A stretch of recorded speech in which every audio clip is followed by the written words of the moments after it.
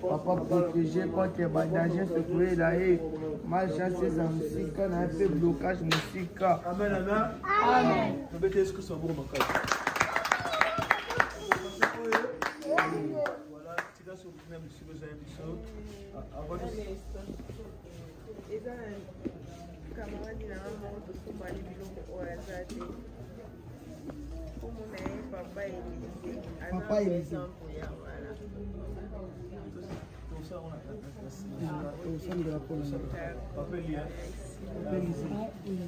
voilà, tu as déjà mieux, tu peux s'appeler par le saut, le reste maloba, je crois que le maire hôtel à Bissau, on s'en a fait le bas, le voyage ça, banana, et moi je suis parole, c'est la fin de l'enchaîner, comment le reste de la parole. Bonjour. J'espère que vous allez bien. On a bien par la grâce de Dieu. En fait, premièrement, il y a des personnes qui ont été kozala awa na esika oyo elingi koloba te ke bino boza moins considéré, boza bana moko boza moins considéré ke bana oyo bavanda na bandako na bapanga na bango wana d'abord il faut bolongola ngo na mutu du fait ke nzambe asangisi bino awa eza mpona biti moko nde nzambe asangisi bino awa. Moi je pense que soki nzambe oyo asimbaka badestina bato volonté na ye soki ezalaki te bino bozala awa bolingi bozala awa te non bolingi bozala kuna mais eloko nyonso nzambe atikaka ekokisama ezalaka parce que nzambe aza na posa ya kosala likambo moko na bomoi ya bato.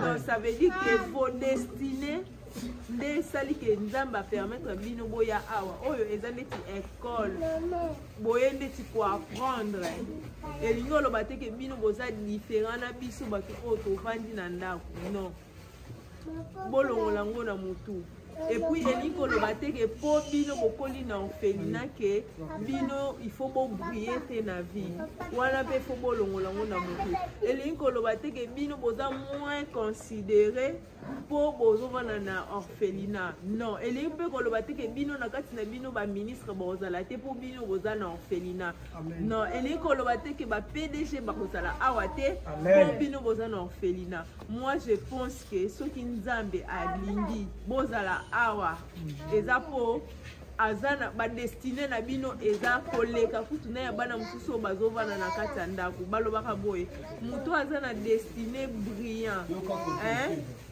nzambe parcours na ye ya vie ezalaka un peu difficile.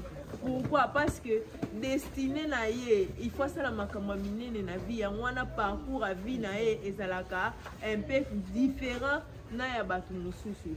Donc moi je pense que kozala na bino na esika oyo eza po nzambe aza na mission ya kosala na moko kati na bino. Votre mission c'est quoi? Les biens que papa fait aujourd'hui pour vous lobi bino pe bisika bozala bosala ngobe pona baninga la bino mususu. Moi tout ce que je vous demande c'est bozala ini bozala ini bozala lokola mutu moko bolingana makasi soki toye ana la combat devise na biso liboso ezala amour avec amour nde bino beaucoup accomplir makambo ebele na mukili balobaka l'amour ne trahit pas, l'amour ne soupçonne pas, l'amour, il n'y a pas de la haine là où il y a l'amour. Et pour balobaka, bato baza ini, bato baza na bolingo, bangonde bakendaka musika na vie. Soki bino awa bolinga ni boza lokola mwana papa moko, bana maman moko, bomona que vous allez accomplir beaucoup de choses dans la vie. Moi je crois c'est possible. Amen. Ok. Biso pe bato to bana na ndako. On a aussi des vies difficiles. C'est pas parce que tu as un papa, une maman, une fille, tu as non. Nous aussi, on a des vies difficiles. Donc, vous n'êtes pas différentes des autres.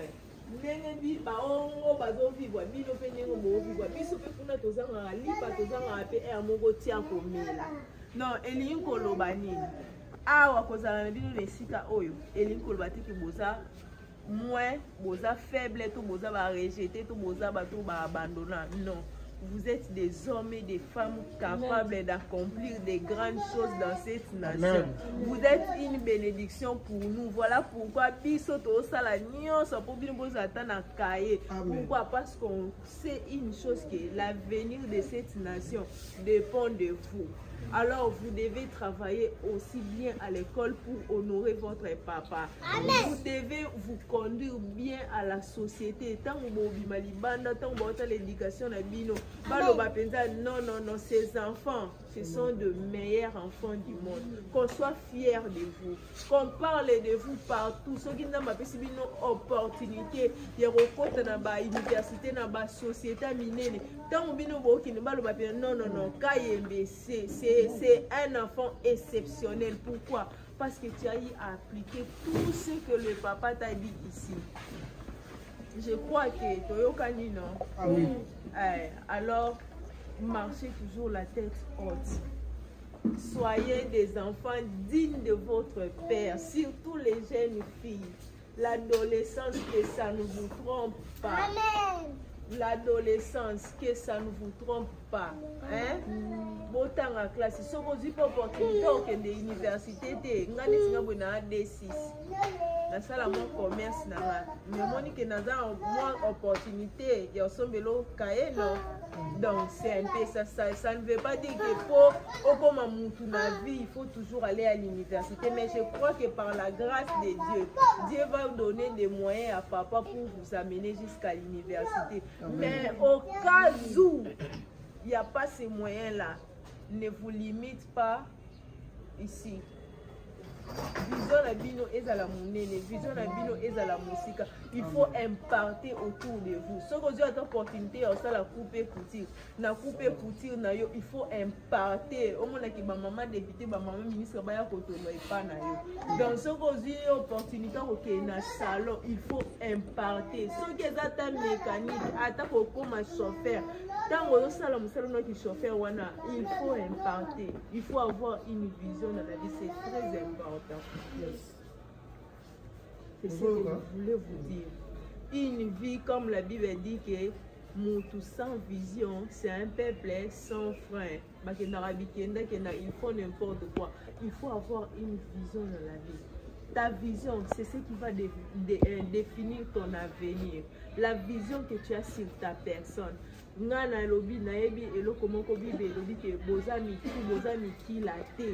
du fait que vous êtes ici, vous êtes tous la tête. Et en étant la tête, là, une tête réfléchit, une tête raisonne, une tête a des défis à relever, une tête a des capacités. Vous voyez?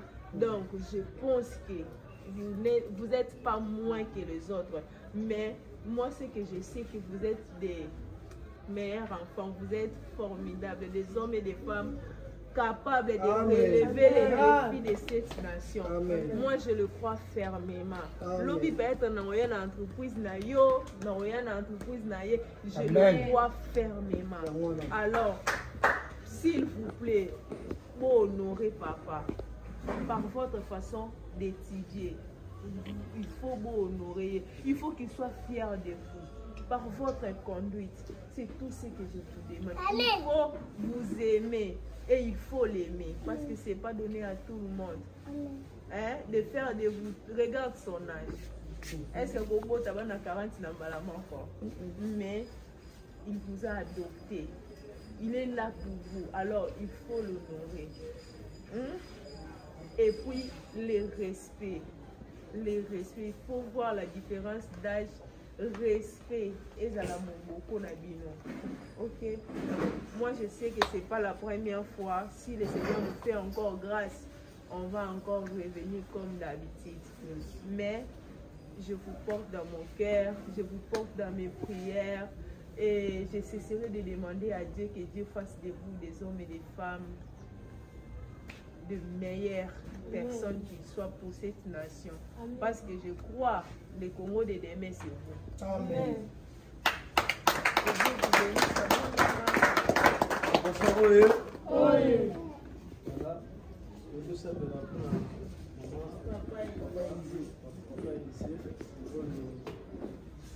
tozalaki mpe na geste oyo mama alekotala biso tosala priere mpo na ye